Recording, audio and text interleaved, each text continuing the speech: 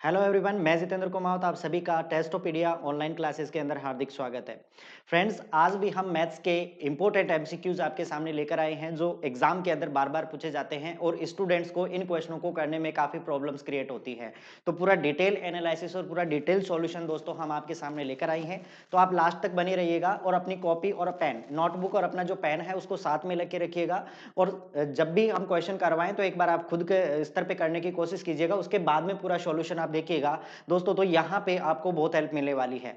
तो दोस्तों, बिना टाइम खराब किए आज का सेशन हम स्टार्ट करते हैं पहले क्वेश्चन के साथ में। तो पहला क्वेश्चन देखिए, पहला क्वेश्चन हम आपके सामने रख रहे हैं दोस्तों, एक सिंप्लीफिकेशन का क्वेश्चन है कि सॉल्व द एक्सप्रेशन, यानी कि एक एक्सप्रेशन आपको दी गई है और इसको सॉल्व करना है दोस्तों। काफी इंपॉर्टेंट क्वेश्चन है, कई स्टूडेंट्स इन क्वेश्चनों को देखते ही छोड़ के चले जाते हैं। तो दोस्तों, आपको इस वीडियो को लास्ट तक देखना है क्योंकि यहाँ पे हम काफी शानदार और काफी मजेदार क्वेश्चंस आपके साथ में डिस्कस करेंगे। तो इसका पूरा डिटेल लंबा चौड़ा सॉल्यूशन मैं आपको बताने वाला हूं दोस्तों कि क्या-क्या एक्सप्रेशन रहेगी और किस-किस प्रकार से आपके इसके सॉल्यूशन आ सकते हैं।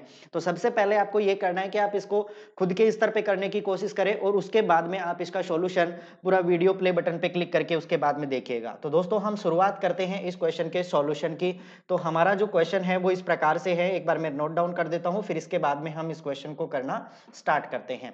देखो, हमारे पास क्वेश्चन है कि 15 under root 10 plus under root 5 upon नीचे रूट 10 है प्लस 20 प्लस 45 एंड 80। अब दोस्तों ध्यान दीजिए, आप जब भी इस प्रकार के क्वेश्चन आपको सॉल्व करने हो तो उस कंडीशन में आपको जो इसका न्यूमरेटर है, मतलब जो अंश है, उसके ऊपर आपको थोड़ा फोकस करना है।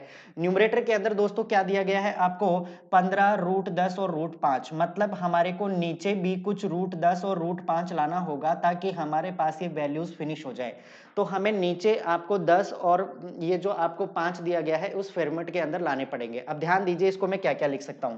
सबसे पहले मैं ऊपर वाले की बात करता हूं, तो ऊपर वाला आपको दिया गया है 15 और उसके बाद में दिया गया है अंडर रूट 10 और उसके बाद में दिया गया है दोस्तों प्लस अंडर रूट 5। अब यहां से हमें कोई हेल्प नहीं मिलने वाली है क्योंकि ये न्यूमरेटर है। अब हम बात करते हैं डिनोमिनेटर की। तो डिनोमिनेटर में देखो, सबसे पहले मेरे को 10 दिया गया है, इस 10 को हमें बिल्कुल भी नहीं छेड़ना है, ठीक है ना। तो ये हो जाएगा आपके पास अंडर रूट 10। अब उसके बाद में देखो प्लस। अब उसके बाद में दोस्तों मुझे एक चीज बताओ, इस 20 को मैं क्या लिख सकता हूं, इस 20 को मैं लिख सकता हूं 4 इंटू 5। इसको मैं क्या लिख सकता हूं, 4 इंटू 5, यानी कि 4 इंटू 5 कितना होता है, 20 होता है। तो ध्यान दीजिए, 4 का पूरा पूरा वर्गमूल निकलेगा, तो क्या मैं इस 20 को 2 रूट 5 लिख सकता हूं क्या, इस 20 को क्या हम 2 अंडर रूट 5 लिख सकते हैं क्या। फिर उसके बाद में देखो यहाँ पे है 40। अच्छा दोस्तों, 40 को हमें क्या लिखना है, इसको इस फॉर्मेट में लिखिए कि या तो 10 बन जाए या 5 बन जाए। तो दोस्तों, एक वर्गमूल पूरा पूरा निकलेगा, तो क्या मैं इसको 4 इंटू 10 लिख सकता हूं क्या।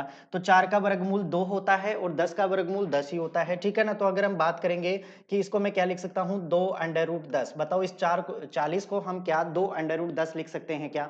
इसके बाद में देखो आगे आपको दिया हुआ है -5, इस माइनस अंडर रूट 5 को सेम एज इट इज रखना है। फिर उसके बाद में देखो, यहां से हम बात करते हैं 80 की। तो 80 देखो 10 इंटू 8 भी होता है, लेकिन एक परफेक्ट स्क्वायर आपका पूरा पूरा निकलना जरूरी है दोस्तों। तो इस 80 को हम क्या लिख सकते हैं, इस 80 के अगर मैं दो टुकड़े करूं तो क्या 16 इंटू 5 होते हैं क्या। अब देखो 16 का पूरा पूरा वर्गमूल क्या होता है, 4 होता है। तो क्या हम इसको 4 अंडर रूट 5 भी लिख सकते हैं। यहां तक बात क्लियर हो गई क्या, यहां तक प्रॉपर सभी को क्लियर है। तो चलो आगे बढ़ते हैं, फिर आगे बढ़ते हैं इसके नेक्स्ट सॉल्यूशन के ऊपर दोस्तों। तो वो चीज देखो किस प्रकार से हम इसको रिप्रेजेंट करेंगे।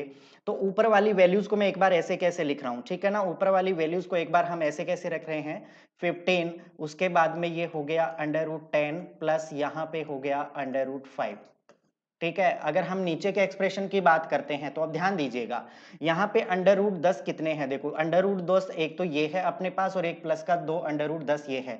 तो एक 2 और एक 3 कितने हो गए, 3, यानी कि मैं इसको लिख सकता हूँ 3 अंडर रूट 10, ठीक है ना। उसके बाद में देखो 5 कितनी बार आ रहा है दोस्तों, तो देखो 4 अंडर रूट 5 यहाँ पे है, एक अंडर रूट 5 यहाँ पे है, माइनस के टोटल कितने हो गए, 5, ठीक है ना। 5 में से अगर हम ये 2 घटा देंगे तो ज्यादा किसके आएंगे, माइनस के। कितने ज्यादा आएंगे दोस्तों, 4 और 1 5, 5 में से 2 घटा देंगे 3, यानी कि 3 अंडर रूट 5 इसका आ जाएगा। बताओ यहां तक बात सभी को क्लियर है क्या, यहां तक बात सभी को क्लियर है दोस्तों। तो आगे देखो क्वेश्चन को हम किस प्रकार से सॉल्व करने वाले हैं। अपने पास ऊपर वैल्यूज क्या है, 15, उसके बाद में यहां पे क्या है दोस्तों, अंडर रूट 10 प्लस उसके बाद में अंडर रूट 5। अब दोस्तों ध्यान दीजिएगा, मैं यहाँ से क्या कॉमन ले सकता हूँ इन तीनों में से, इन दोनों में से मैं 3 कॉमन ले सकता हूँ, तो 3 को हमने बाहर ले लिया, तो आपके पास अंदर क्या बचा दोस्तों, √10 माइनस क्या बचा आपके पास √5, ठीक है ना। अब ध्यान दीजिएगा, यहाँ से 3 से अगर हम इसको काटते हैं तो ये 5 आ गया, यानी कि हमारे पास जो एक्सप्रेशन बनी दोस्तों वो बन गई 5 और उसके बाद में √10 और उसके बाद में प्लस √5, ठीक है ना। इसको हमने ब्रैकेट में बंद कर दिया और नीचे जो आपके पास बचा वो बच गया दोस्तों √10 माइनस √5। लेकिन दोस्तों यहां से काम नहीं चलेगा क्योंकि हमने यहां तक सॉल्व कर लिया, लेकिन ऑप्शन को आप जब आप चेक करेंगे तो ऑप्शन में इस प्रकार की कोई भी इक्वेशन आपको नहीं दी गई है। तो हम दोस्तों इसके बाद में इसका रैशनलाइजेशन करेंगे, मतलब प्रमेयीकरण करेंगे। तो इसका जब आप रैशनलाइजेशन करोगे, रैशनलाइजेशन यानी कि प्रमेयीकरण, इसका जब आप प्रमेयीकरण करोगे तो प्रमेयीकरण का मतलब क्या होता है दोस्तों, प्रमेयीकरण का मतलब ये होता है कि नीचे अगर माइनस है तो हम प्लस लेकर के इसको ऊपर और नीचे दोनों साइड के अंदर क्या कर देते हैं, मल्टीप्लाई कर देते हैं, तो वो उसका रैशनलाइजेशन हो जाता है, मतलब नीचे से रूट क्या हो जाता है, फिनिश हो जाता है, खत्म हो जाता है। तो अब ध्यान दीजिए, इसका हम नेक्स्ट पेज के ऊपर हम इसका रैशनलाइजेशन करते हैं। एक बार मैं इसको नोट डाउन कर लेता हूं, फिर उसके बाद में हम आगे बढ़ते हैं इसकी नेक्स्ट प्रक्रिया के अंदर, ठीक है ना दोस्तों।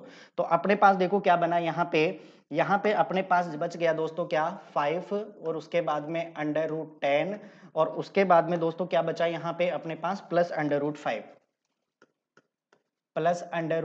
दोस्तों, और नीचे हमारे पास क्या बचा √10 और उसके बाद में माइनस √5, ये दो चीजें हमारे पास बच गई। अब दोस्तों ध्यान दीजिए, हम इसका रैशनलाइजेशन करेंगे तो माइनस का अपोजिट साइन लेकर के हम इसको ऊपर और नीचे क्या कर देते हैं दोस्तों, मल्टीप्लाई कर देते हैं, तो इनटू इसका अपोजिट साइन लेकर के, यानी कि √10 और प्लस √5 और उसके बाद में दोस्तों यहाँ पे √10 प्लस √5, हमने इसका रैशनलाइजेशन कर दिया, मतलब अपोजिट साइन लेकर के हमने ऊपर और नीचे इसको क्या कर दिया दोस्तों, मल्टीप्लाई कर दिया। क्लियर ये बात। अच्छा ध्यान दीजिए, जब इस एक्सप्रेशन को इस एक्सप्रेशन से हम गुणा करेंगे दोस्तों, तो देखो √10 प्लस √5 और √10 प्लस √5 ये दोनों मिलकर के क्या हो जाएगा, 5 तो एज इट इज रहेगा, लेकिन इसको दोस्तों मैं क्या लिख सकता हूँ, √10 प्लस √5 का क्या हो जाएगा, ये होल स्क्वायर बन जाएगा।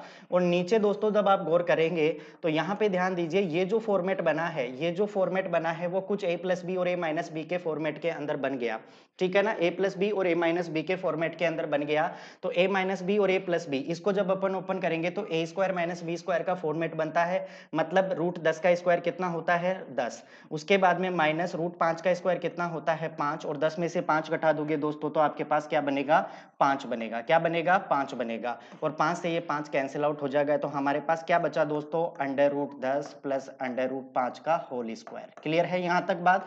अब देखो इस प्रकार का भी कोई ऑप्शन आपको ऑप्शन के अंदर नहीं दिया हुआ है, तो हम इसको आगे थोड़ा और ओपन करते हैं।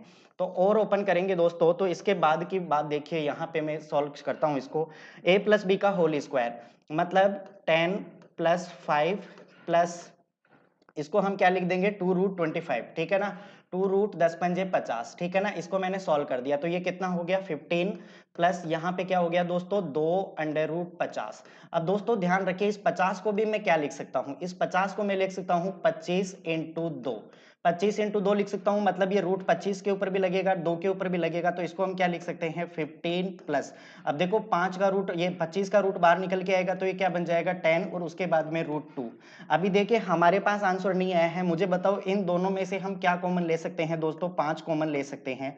5 हमने कॉमन ले लिया तो इधर क्या बचा 3 प्लस, इधर हमने कॉमन ले लिया तो इधर क्या बचा 2 और उसके बाद में क्या बचा हमारे पास √2, यानी कि हमारे जो इस क्वेश्चन का जो राइट आंसर बनेगा वो बनेगा दोस्तों 5 3 प्लस 2 √2, क्या बनेगा 5 3 प्लस 2 √2, जो कौन से ऑप्शन में आपको दिया गया है दोस्तों 5 3 प्लस 2 √2, यानी कि ऑप्शन नंबर सी आपका क्या हो जाएगा, करेक्ट आंसर हो जाएगा। ठीक है ना दोस्तों, तो ये एक कैलकुलेटिव पार्ट है, गौर कीजिएगा क्योंकि बहुत बार एग्जाम के अंदर ये क्वेश्चन पूछा गया है, और इस प्रकार के क्वेश्चन चाहे आप सीजीएल प्री का एग्जाम लीजिए, चाहे मेंस का एग्जाम लीजिए, या फिर सीपीओ एसएससी 10+2 एमटीएस का क्वेश्चन लीजिए, सभी में इस प्रकार के क्वेश्चन पजल क्वेश्चन होते हैं, कैलकुलेटिव क्वेश्चन होते हैं, तो ये पूछे जाते हैं। ठीक है दोस्तों, तो ये आई होप होप दैट ये आपको समझ में आ गया होगा। इसके बाद में दोस्तों मैं अगले क्वेश्चन की ओर बढ़ता हूं, ठीक है ना।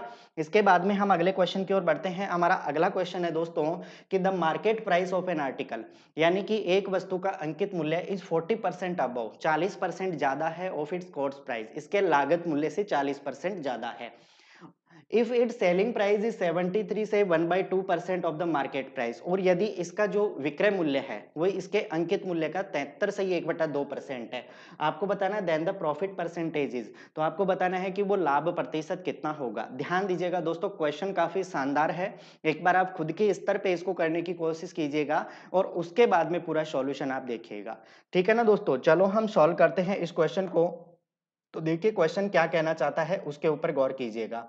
अगर इस क्वेश्चन की हम बात करते हैं दोस्तों कि एक वस्तु का अंकित मूल्य उसके लागत मूल्य का, लागत मूल्य यानी कि कॉस्ट प्राइस, कॉस्ट प्राइस दोस्तों मैं मान लेता हूं यहाँ पे, कॉस्ट प्राइस को दोस्तों हम मान लेते हैं कि 100 रुपए है, ठीक है ना। कॉस्ट प्राइस को हम मान लेते हैं कि 100 रुपए है, तो ये कॉस्ट प्राइस है, लागत मूल्य है, इसको हमने एज्यूम कर लिया कि ये 100 रुपए है।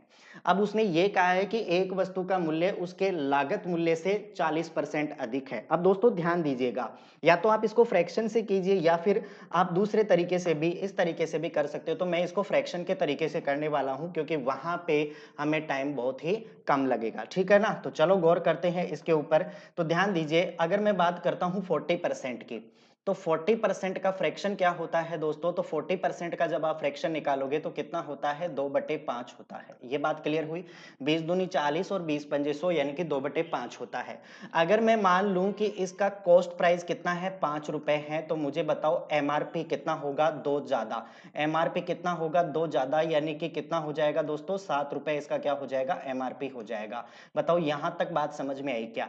तो अगर हम कॉस्ट प्राइस और अगर मैं एमआरपी का रेशियो अगर दोस्तों यहां पे लेना चाहूं, तो यहां पे कितना बन जाएगा, 5 अनुपात कितना बन जाएगा दोस्तों, 7 बन जाएगा। यहां तक बात क्लियर हुई, पहला पॉइंट। चलो आगे बढ़ते हैं, नेक्स्ट पे देखिएगा।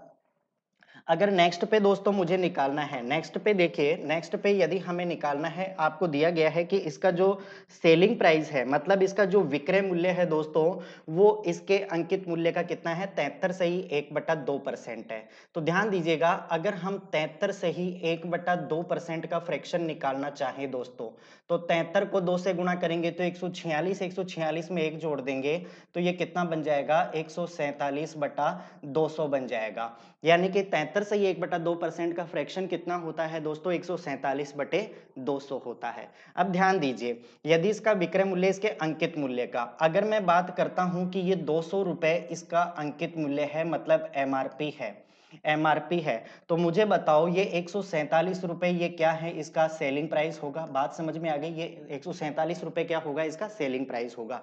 तो दोस्तों अगर हमें एमआरपी और सेलिंग प्राइस के बीच में रेशियो निकालना है, तो ध्यान दीजिएगा, एमआरपी आपके पास कितना है, 200 रुपए है, और सेलिंग प्राइस कितना है अपने पास, 147 रुपीस है। अब दोस्तों यहां से मुझे इन तीनों के बीच में रेशियो कैलकुलेट करना है, तो रेशियो कैसे कैलकुलेट करूंगा, 5 को आप 200 से गुणा कीजिए तो कितना हो जाएगा, ये 1000 रुपए, मतलब 1000 रुपए क्या है, आपका कॉस्ट प्राइस है। क्लियर है ये बात। और जब आप 7 को 147 से गुणा करोगे, तो 7 को 7 से गुणा करेंगे तो 49 मतलब 4, 7 चौके 28 और 4 32 मतलब 3, 7 और 3 10 मतलब 1029। ये 1029 रुपए क्या है, इसका सेलिंग प्राइस हो गया। क्लियर ये बात। हमें यहाँ पे एमआरपी की कोई रिक्वायरमेंट नहीं है क्योंकि इसने पूछा है प्रॉफिट परसेंटेज कितना होगा। तो जब भी हम प्रॉफिट परसेंटेज निकालेंगे तो हमें जरूरत किस किस चीज की होनी है दोस्तों, एक तो जरूरत होनी है हमें कॉस्ट प्राइस की और एक जरूरत है हमें सेलिंग प्राइस की। तो 1000 रुपए में खरीद कर आपने 1029 रुपए के अंदर बेच दिया, मतलब आपको जो प्रॉफिट हुआ दोस्तों वो कितने रुपए का हुआ, 29 रुपीज का हुआ। और अगर मैं प्रॉफिट परसेंटेज कैलकुलेट करना चाहूं दोस्तों, तो जो भी प्रॉफिट हुआ है वो इनटू 100 और उसके बाद में हम क्या कर देंगे, कॉस्ट प्राइस का भाग दे देंगे, जो कितने रुपए हैं दोस्तों, 1000 रुपए।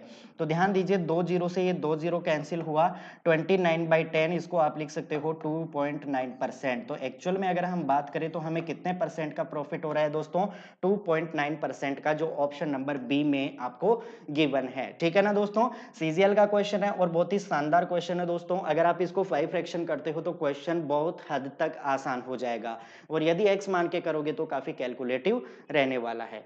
तो दोस्तों आपको ये बात समझ में आ गई होगी, क्वेश्चन आपको समझ में आया होगा। आई थिंक इसमें किसी भी प्रकार के डाउट्स आपको नहीं होने चाहिए। तो चलो फिर अगले क्वेश्चन की ओर बढ़ते हैं। नेक्स्ट क्वेश्चन देखो हमारे पास कुछ इस प्रकार से है। A can do a piece of work in 15 days. A किसी काम को 15 दिन में करता है। B is 25% more efficient than A and C. यानी कि B है उसकी कार्यक्षमता A से 25% क्या है, अधिक है। फिर आगे कहा गया है कि C is 40% more efficient than B, यानी कि C की कार्यक्षमता है वो B से 40% अधिक है। A and C work together for 3 days. A और C दोनों कितने दिन तक, 3 दिन तक साथ काम करते हैं एंड देन सी लीव्स, उसके बाद में सी काम को छोड़ देता है। आपको बताना है कि A and be together will complete the remaining work. तो ए और बी दोनों मिलकर के शेष काम को कितने समय में समाप्त करेंगे। दोस्तों टाइम एंड वर्क का क्वेश्चन है और काफी शानदार क्वेश्चन है, एग्जाम ओरिएंटेड क्वेश्चन है। यानी कि अगर हम बात करें प्री टू मेंस तो मेंस लेवल तक भी क्वेश्चन आया हुआ है ये, तो इसके ऊपर हम थोड़ा काम करते हैं। तो ध्यान दीजिए क्वेश्चन को सॉल्यूशन किस प्रकार से करेंगे। सबसे पहला काम दोस्तों आपको क्वेश्चन के अंदर करना क्या है कि A can do a piece of work in 15 days. A किसी काम को 15 दिन में करता है। तो ये लो हमें ए का काम दिया हुआ है दोस्तों, कितने दिन के अंदर, 15 दिन के अंदर ए का काम हमें दिया हुआ है। यहां तक कोई समस्या नहीं है। अब हम देखिए सबसे पहले हमें ए बी और सी इनका अलग अलग काम निकालना पड़ेगा और वो किस टाइप से निकलेगा वो मैं आपको पूरा एक्सप्लेन करता हूं। ध्यान दीजिएगा, बी ए से 25% अधिक कार्यक्षम है। अगर दोस्तों अगर मैं बात करता हूं 25% की, अगर मैं 25% की बात करता हूं तो 25% का फ्रैक्शन कितना होता है दोस्तों, 1/4। ठीक है ना, 25% का फ्रैक्शन कितना होता है, 1/4। अब लैंग्वेज को आप गौर से पढ़िए कि बी ए से 25% अधिक कार्यक्षम है, बी ए से अधिक परसेंट कार्यक्षम है। इसका मतलब यदि ए किसी काम को 4 दिन में करता है तो बी क्या करता है उससे 1 दिन ज्यादा, मतलब कितने दिन में करेगा, 5 दिन के अंदर करेगा। ये बी ने काम किया। क्लियर है चीज, यहां तक पॉइंट सभी को समझ में आया कि 25% बराबर कितना होता है, 1/4। अगर 4 यूनिट ए काम करता है तो 1 ज्यादा यानी कि 5 दिन में कौन काम करेगा, बी काम करेगा। अब दोस्तों ध्यान दीजिए इस लैंग्वेज से हम बी के नंबर ऑफ डेज निकाल सकते हैं कि बी ने उस काम को कितने दिन में किया होगा। तो ध्यान दीजिए कैसे हम इसको कैलकुलेट कर पाएंगे। तो ध्यान दीजिए दोस्तों, ए किसी काम को 4 की एफिशिएंसी से, ये किसका रेशियो है दोस्तों, एफिशिएंसी का। तो ए है वो 4 की एफिशिएंसी से किसी काम को कितने दिन में करता है, 15 दिन में करता है। तो आपको बताना है कि 5 की एफिशिएंसी से बी उस काम को कितने दिन में करेगा। तो ये आपको डे टू डेज निकालने हैं, यानी कि बी ने वो काम कितने दिन में किया होगा। तो देखो 5 से ये कट गया 3 बार, तो इसका मतलब बी को वो काम कितने दिन किया होगा दोस्तों, तो बी ने वो काम किया होगा 4 3 12 दिन। यानी कि बी ने अकेले वो काम कितने दिन में किया होगा, 12 दिन के अंदर किया होगा। यहां तक सभी को बात क्लियर है क्या। ध्यान दीजिए एफिशिएंसी का रेशियो हमारे पास 4 5 बना है, मतलब ए की एफिशिएंसी 4 है, बी की एफिशिएंसी 5 है। तो ए है वो 4 की कैपेसिटी से किसी काम को 15 दिन में करता है। तो आपको बताना है कि बी 5 की कैपेसिटी से उस काम को कितने दिन में करेगा दोस्तों, तो बी कितने दिन में करेगा, उसको 12 दिन में करेगा। क्लियर यहां तक पॉइंट। तो चलो फिर आगे बढ़ते हैं हम इस चीज को, ठीक है। नेक्स्ट पे देखिए आपको लैंग्वेज में ये कहा गया है कि सी बी से 40% अधिक कार्यक्षम है। 40% दोस्तों आपको दिया गया है और 40% के सबसे पहले आप फ्रैक्शन बनाइए। तो 40% को मैं क्या लिख सकता हूं, 20 दूनी 40 और 20 पंजे 100। यहां तक बात क्लियर है क्या। अब लैंग्वेज को हम पढ़ते हैं तो सी है वो बी से 40% अधिक कार्यक्षम है। बी से अगर बी किसी काम को 5 की एफिशिएंसी से करता है तो जो सी होगा वो 2 ज्यादा, मतलब 5 और 2 7 की एफिशिएंसी से काम करेगा। ये बात क्लियर है क्या, 7 की एफिशिएंसी से कौन काम करेगा, सी काम करेगा। तो गौर कीजिए दोस्तों, अगर बी 5 यूनिट पर डे के हिसाब से काम करता है तो जो सी है वो 2 ज्यादा, मतलब 7 यूनिट पर डे के हिसाब से काम करेगा। अब दोस्तों ध्यान दीजिए यहां पे हम क्या कैलकुलेट कर सकते हैं कि सी ने वो काम कितने दिन में किया होगा वो हम निकाल सकते हैं। तो गौर कीजिए ए की एफिशिएंसी कितनी है 5 यूनिट, तो बी है वो 5 यूनिट के रेट से किसी काम को कितने दिन में करता है 12 दिन में करता है। तो आपको बताना है कि 7 की कैपेसिटी से सी उस काम को कितने दिन में करेगा, बस ये आपको कैलकुलेट करना है। तो यहां से जब मैं D3 निकालूंगा मतलब सी को कितने दिन लगे होंगे, तो 12 पंजे 60 और 60 बटे कितना हो जाएगा दोस्तों 7 यूनिट, कितना हो जाएगा 7 डे। मतलब अगर हम बात करते हैं सी की, तो सी को दोस्तों वो काम करने में कितने दिन लगे होंगे 60 बटा 7 दिन इनको लगे होंगे। यहां तक बात क्लियर है क्या? थोड़ा कैलकुलेटिव क्वेश्चन है दोस्तों, लेकिन मजा आ जाएगा जब आप इसके सॉल्यूशन के ऊपर गौर करेंगे। तो यहां से हमने नंबर ऑफ डेज ए के निकाल लिए, नंबर ऑफ डेज बी के निकाल लिए और नंबर ऑफ डेज हमने सी के कैलकुलेट कर लिए। अब दोस्तों वही क्वेश्चन आपके सामने फिर से आ गया कि ए किसी काम को 15 दिन में, बी उस काम को 12 दिन में और सी 60 बटा 7 दिन में करता है। तो बताओ तीनों मिलकर के उस काम को कितने समय में कंप्लीट करेंगे। अब देखिए इसका सॉल्यूशन हम करते हैं दोस्तों काफी शानदार और काफी मजेदार तरीके से। तो मैं तरीके वही रखने वाला हूं कि ये ए है, ये आपके पास B है और ये है जो C है, ठीक है ना। ये 3% है। ये कितने दिन में कर रहा है दोस्तों 15 डेज, मतलब 15 दिन में कर रहा है। B उस काम को कितने दिन में कर रहा है 12 दिन में कर रहा है। और C का अभी अभी हमने कैलकुलेट किया कितने दिनों में 60 बटा 7 दिन के अंदर ये कंप्लीट करता है।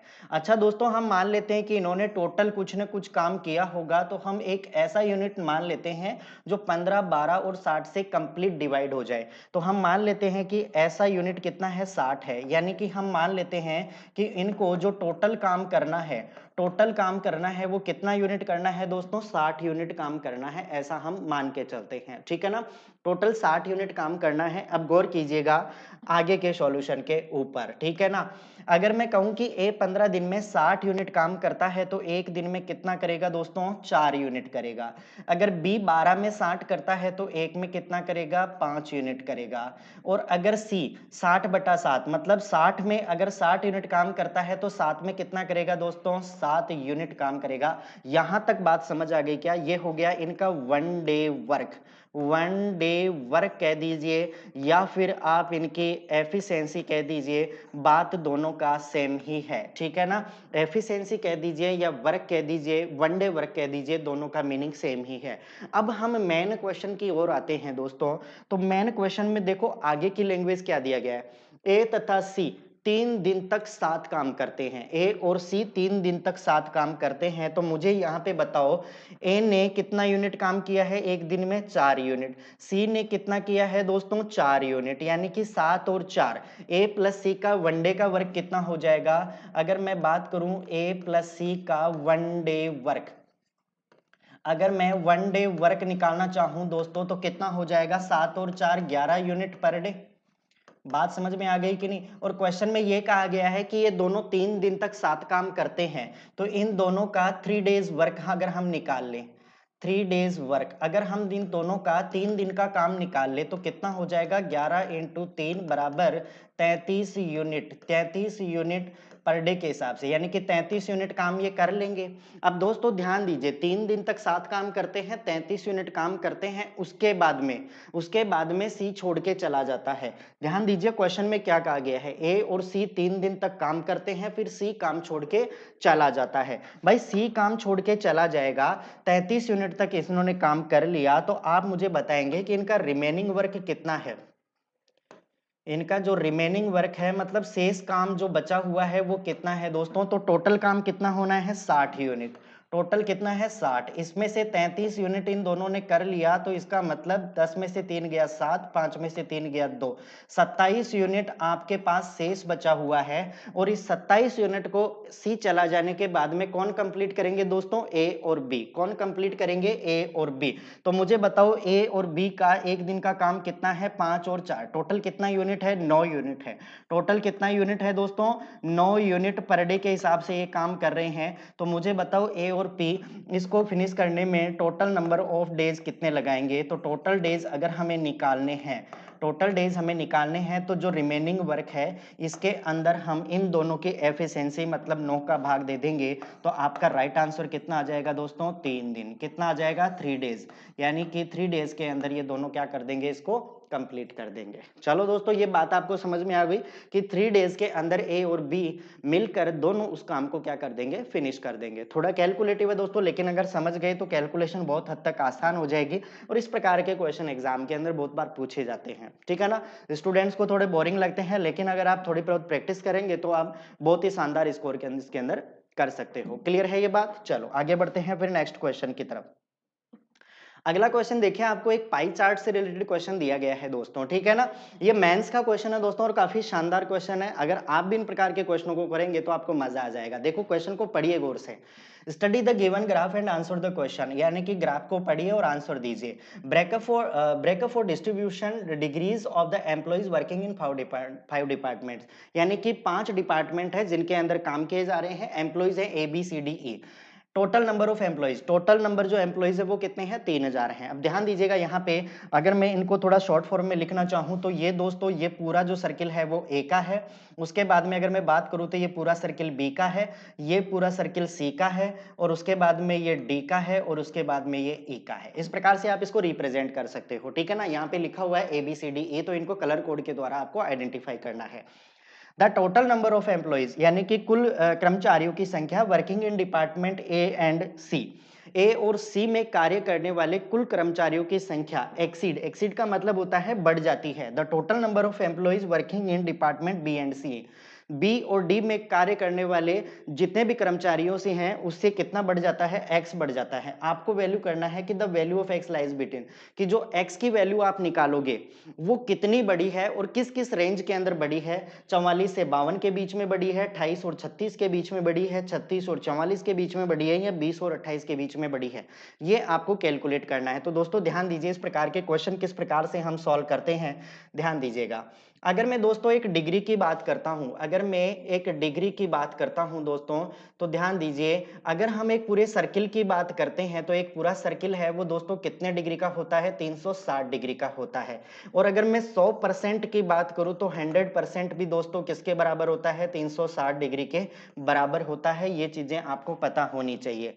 यानी कि ये पूरा सर्किल है दोस्तों, ये 360 डिग्री का है। देखो सारी की सारी वैल्यूज डिग्री में दी गई हैं, इसका मतलब ये पूरा की पूरा जो मामला है वो किसके अंदर चल रहा है, डिग्री के अंदर। तो परसेंटेज का यहाँ पे हमें कोई रोल अदा नहीं करना है। वहां पे हम क्या करते थे, जैसे मैं कह दूं कि 20%, इसको हम क्या लिखते थे दोस्तों, 20/100, ठीक है ना। 20% को हम क्या लिखते थे, 20/100। लेकिन अगर मैं यहाँ पे बात करूं ना दोस्तों, तो अगर मैं कहूं कि जैसे 20 डिग्री है, इस 20 डिग्री को मैं क्या लिख सकता हूं, 20/out of 30, 360, यानी कि इसको मैं क्या लिख सकता हूं, 20/360 डिग्री।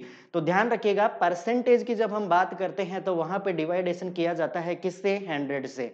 और अगर हम डिग्री की बात करते हैं तो डिग्री की जब भी वैल्यू आती है तो वहां पे हम डिवाइड करते हैं किससे, 360 से। ऐसा हम करते क्यों हैं, क्योंकि आपको पता है कि जो सर्किल होता है वो पूरे कितने एंगल्स का होता है दोस्तों, 360 डिग्री का होता है। चलो यहां तक बात क्लियर हो गई। अब हम चलते हैं अकॉर्डिंग टू क्वेश्चन, क्वेश्चन की तरफ चलते हैं। तो क्वेश्चन में देखो क्या कहा गया है आपसे कि total number of employees working in department A and C. तो आपको सबसे पहले ए और सी में टोटल कर्मचारी कितने हैं वो निकालना है। तो किस प्रकार से निकालेंगे, तो A प्लस सी, ठीक है ना। तो यहां पे मैं सॉल्व करता हूं इसको, कि अगर हम बात करते हैं A प्लस सी के अंदर टोटल कर्मचारी कितने हैं, तो ध्यान दीजिए ए के अंदर टोटल कितने हैं, 64.2 डिग्री, कितने हैं, 64.2 डिग्री। तो ये लो हमने लगा दिया 64.2 डिग्री, प्लस सी के अंदर डिपार्टमेंट में कितने हैं। तो ध्यान दीजिए, सी डिपार्टमेंट ये है अपना, तो सी डिपार्टमेंट में कितने हैं, 72 डिग्री, कितना है, 72 डिग्री है दोस्तों, ठीक है ना। अब हम जब इन दोनों को जोड़ रहे होंगे, जब हम इन दोनों को जोड़ रहे होंगे तो दोस्तों जोड़ने पर कितना आएगा, तो देखिए यहाँ पे अगर मैं बात करूं 4 और 2 6, 7 और 6 13, कितना आ गया, 136.2 डिग्री, 136.2 डिग्री आ गया। मतलब ए और सी इन दोनों के अंदर काम करने वाले टोटल एम्प्लॉइज का जो एंगल है दोस्तों वो हमारे पास कितना आया, 136.2 डिग्री आ गया, ठीक है। यहां तक बात क्लियर। फिर उसके बाद में देखिए, हमें कहा गया है कि total number of employees working in department B and D. तो बी प्लस डी के अंदर टोटल कितने कर्मचारी हैं, तो बी प्लस डी के अंदर टोटल कितने कर्मचारी हैं दोस्तों। तो बी का सबसे पहले हम निकालेंगे, तो देखो ये रेड वाला बी का है, मतलब 73.8।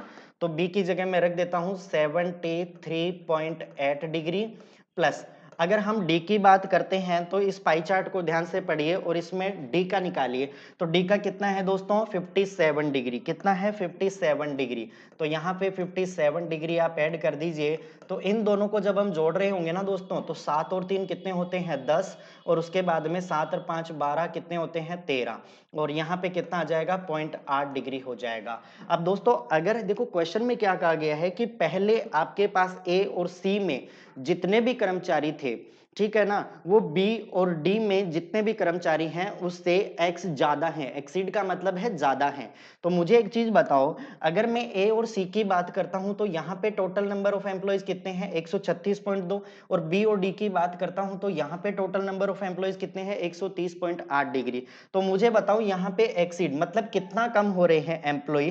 तो कितना कम हो रहे हैं उसके लिए हम क्या कर देंगे, इन दोनों को सब्ट्रैक्ट कर देंगे, मतलब घटा देंगे। तो आपके पास कितना आ जाएगा दोस्तों, 12 में से 8 गया 4, और यहाँ पे बच जाएगा 4, यानी कि 5.4 डिग्री।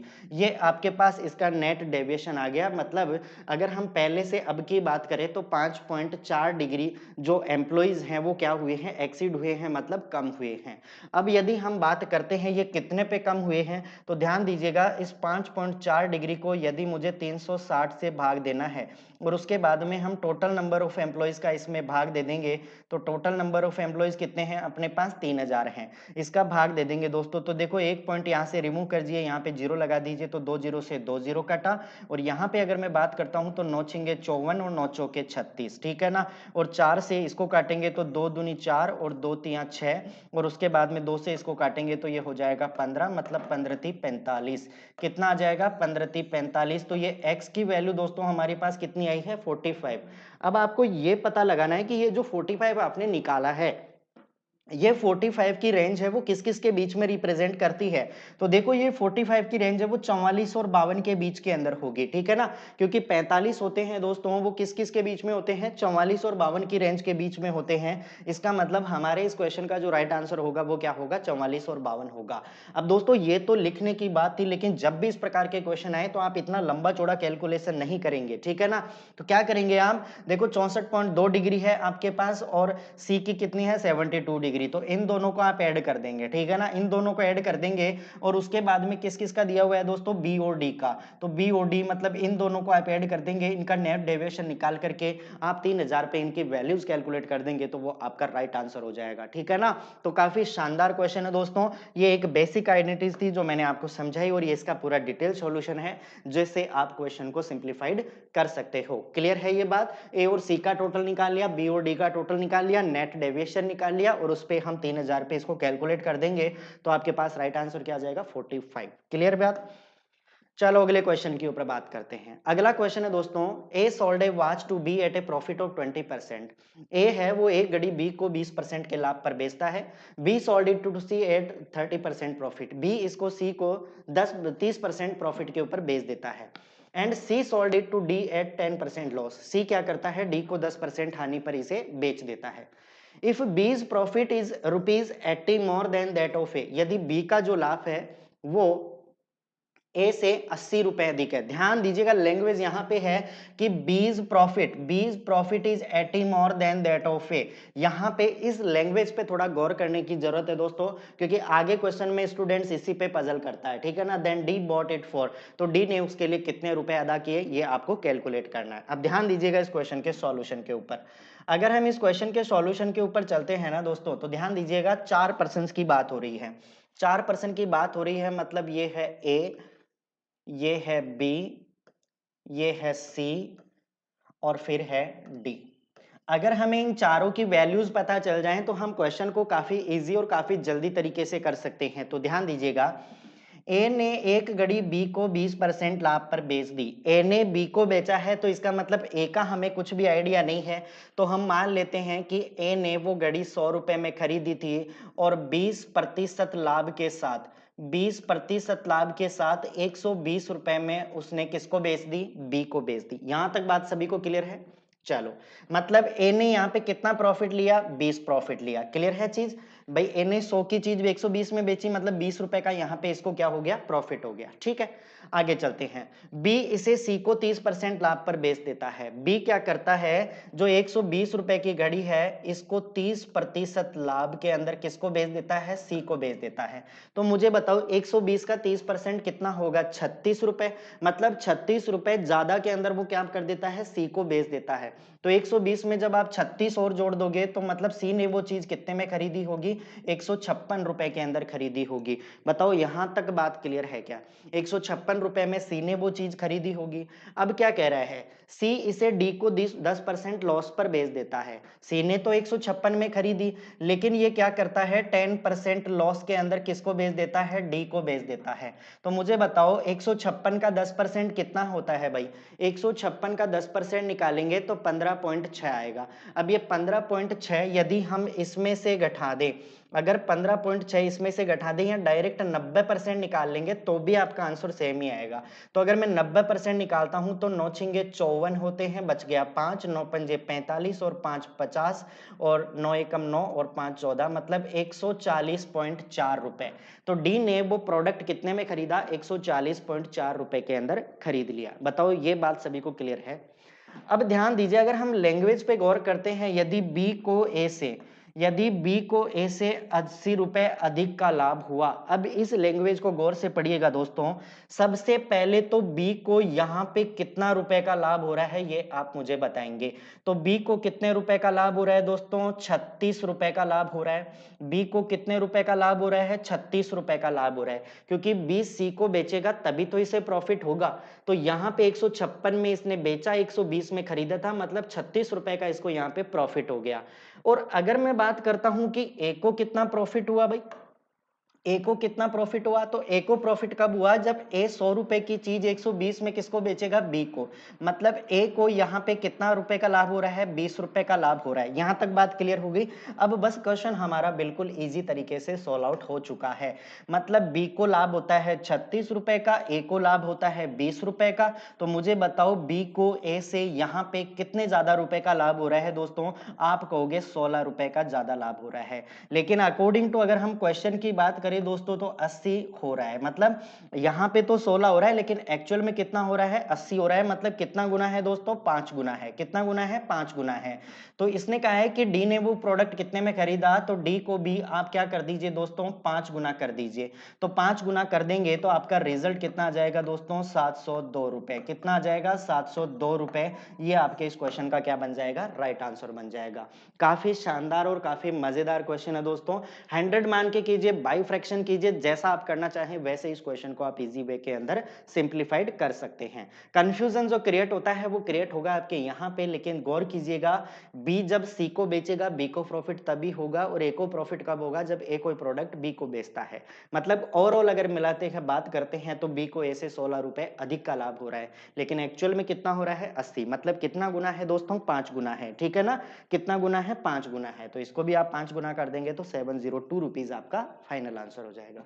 चलो दोस्तों अगले क्वेश्चन की ओर बढ़ते हैं। ठीक है, नेक्स्ट क्वेश्चन देखिए। A train of length 287 metre running at 80 kilometre per hour, एक 287 मीटर लंबी ट्रेन है, वो 80 किलोमीटर पर आवर के हिसाब से चल रही है। Crosses another train moving in the opposite direction, विपरीत दिशा में चलती हुई एक अन्य रेलगाड़ी को जो 37 किलोमीटर प्रति घंटे के हिसाब से चल रही है, 18 सेकंड के अंदर पार कर जाती है। आपको बताना है what is the length of the other train, दूसरी ट्रेन की लंबाई कितनी होगी, ये आपको कैलकुलेट करना है। दोस्तों ध्यान दीजिएगा, अगर मैं बात करता हूं कि ये एक ट्रेन है और इस ट्रेन की लेंथ कितनी है दोस्तों, 287 मीटर। कितनी है, 287 मीटर की इसकी लेंथ है, और running at 80 kilometre per our, ये किसी स्पीड से चल रही है, 80 किलोमीटर पर आवर के हिसाब से मूव कर रही है। और एक अपोजिट डायरेक्शन से एक दूसरी ट्रेन चल रही है, ये हमने मान ली कि ये दूसरी ट्रेन है।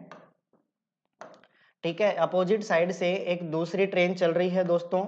इस ट्रेन को क्या करती है, एक अपोजिट डायरेक्शन से दूसरी ट्रेन चल रही है, इसकी लंबाई हमें पता नहीं है, हमने मान लिया कि इस ट्रेन की लंबाई कितनी है, दूसरे वाले की x मीटर है, ठीक है। ये किस स्पीड से चल रही है दोस्तों, 37 किलोमीटर पर आवर के हिसाब से चल रही है। और ये जो ट्रेन है इन दोनों ट्रेनों को यानी कि कितने सेकंड के अंदर, 18 सेकंड के अंदर क्रॉस कर देती है, 18 सेकंड के अंदर क्या कर देती है, क्रॉस कर देती है। तो आपको ये बताना है कि जो दूसरी रेलगाड़ी है वो कितने मीटर की लंबी है, मतलब कुल मिला के हमें x की वैल्यूज फाइंड आउट करना है। अब गौर कीजिए दोस्तों, अगर मुझे एक चीज बताओ कि ये जो 287 मीटर जो लंबी ट्रेन है, अगर इसको टोटल डिस्टेंस कितनी कवर करनी है, तो यदि हमें टोटल डिस्टेंस निकालना है, अगर हमें टोटल डिस्टेंस कैलकुलेट करना है दोस्तों, तो वो क्या होगी, ये ट्रेन खुद की लंबाई को पार करेगी प्लस उसके बाद में जो x मीटर लंबी ट्रेन है इन दोनों को क्रॉस करेगी। तो इसका मतलब इसकी टोटल लेंथ हुई वो कितनी हो गई, 287 प्लस x मीटर की टोटल डिस्टेंस इसे कवर करनी है। क्योंकि हम जानते हैं कि जब भी एक ट्रेन किसी ब्रिज को, किसी प्लेटफॉर्म को, किसी टनल को क्रॉस करती है तो इसका मतलब वो उनकी लंबाई को, खुद की लंबाई को तो क्रॉस करेंगी करेंगी, साथ के अंदर उन सभी की लंबाई को भी आपस के अंदर क्रॉस करती हैं। तो ध्यान दीजिएगा 287 प्लस x मीटर इसकी लेंथ हो जाएगी। इसके बाद में हम बात करते हैं रिलेटिव स्पीड की, यानी कि सापेक्ष चाल, ठीक है ना। रिलेटिव स्पीड कह दो या सापेक्ष चाल कह दो दोस्तों। तो रिलेटिव स्पीड कैसे निकालते हैं कि कोई भी दो ऑब्जेक्ट जब अपोजिट डायरेक्शन के अंदर मूवमेंट करते हैं तो उस कंडीशन में हम इनकी जो स्पीड है उसका क्या कर देते हैं, सम कर देते हैं। मतलब 80 प्लस 37, 80 प्लस 37 बराबर 117 क्या हो जाएगा, किलोमीटर पर आवर हो जाएगा। क्या हो जाएगा, किलोमीटर पर आवर हो जाएगा। लेकिन दोस्तों ध्यान दीजिए, यहाँ पे आपको डिस्टेंस किसमें दी है, मीटर में, टाइम किसमें दिया है, सेकंड में। और जब आप सारे ऑप्शन चेक करोगे तो ये भी किसमें दिए हुए हैं, मीटर के अंदर। कुल मिला के आपको स्पीड का यूनिट कन्वर्जन करना होगा। तो 117 किलोमीटर पर आवर है, यदि मैं इसे 5/18 से गुणा कर दूं दोस्तों, तो 5/18 से गुणा करने पर ये जो स्पीड है ये किसमें चेंज हो जाएगी, मीटर पर सेकंड के अंदर चेंज हो जाएगी। किसमें, मीटर पर सेकंड के अंदर चेंज हो जाएगी, ठीक है ना।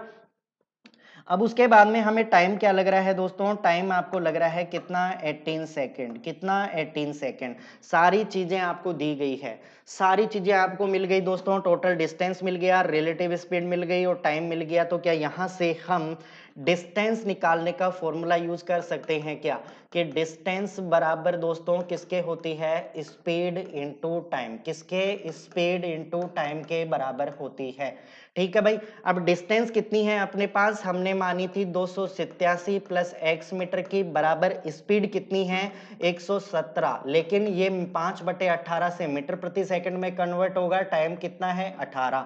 देखो 18 से 18 कैंसिल हो गया, ये हमारे पास है 287 प्लस x बराबर 117 को 5 से गुणा करेंगे, 7 पंजे 35, बच गया 3, 5 और 3 8, और ये हो गया 5, 585। हमें केवल x की वैल्यू चाहिए, तो 585 में से जब हम ड्रू एट 7 की वैल्यू घटा देंगे तो 15 में से 7 गया 8, 17 में से 8 गया 9, और इधर कितना बच गया, 4, 4 में से 2 गया 2, कितना आ जाएगा दोस्तों, 298 मीटर। यानी कि हमारे पास जो सेकेंड ट्रेन है उसकी लेंथ कितनी हुई दोस्तों, 298 मीटर। कितना हो गया, 298 मीटर हो गया। तो इससे आप इस क्वेश्चन को सॉल्व आउट कर सकते हो। ध्यान रखिएगा, एग्जाम में जब आप बैठते हो तो इतना कुछ लिखने की जरूरत नहीं है, सिर्फ कैलकुलेशन आपके दिमाग में चलेंगी, और कैलकुलेशन लास्ट में क्या होनी है, बस ये वाली कैलकुलेशन होनी है। बाकी सारा काम ये जो पीछे मैंने लिखा है ये सिर्फ और सिर्फ आपको समझाने के लिए लिखा है कि आप इस प्रकार से क्वेश्चन को समझ के फिनिश कर सकते हो। बात क्लियर है दोस्तों। तो चलो फिर अगले क्वेश्चन की ओर चलते हैं। नेक्स्ट क्वेश्चन देखिए, a person has to cover a distance of 160 kilometre. एक व्यक्ति है वो 160 किलोमीटर की दूरी है इन 15 आवर, 15 घंटे के अंदर चेंज करता है। चलो दोस्तों, आज के लिए हम इस क्लास को यहीं पे फिनिश करते हैं, ठीक है ना। नेक्स्ट क्लास के ऊपर हम गौर करेंगे। ये क्वेश्चन आप एज ए होमवर्क के तौर पे आप खुद कीजिएगा, मैं नेक्स्ट वीडियो के अंदर इसी क्वेश्चन से आपकी शुरुआत करूंगा, ठीक है ना दोस्तों। तो आई होप दैट कि आपको आज की क्लास काफी एंजॉयबल, काफी अच्छे लगे होंगे। क्वेश्चन भी हमने काफी शानदार डिस्कस किए हैं। तो इन्हीं शुभकामनाओं के साथ में ये क्वेश्चन आप करके लाना, क्योंकि नेक्स्ट वीडियो जो मैं स्टार्ट करूंगा तो वो इसी क्वेश्चन से हम शुरुआत करेंगे। Okay, thank you, good bye.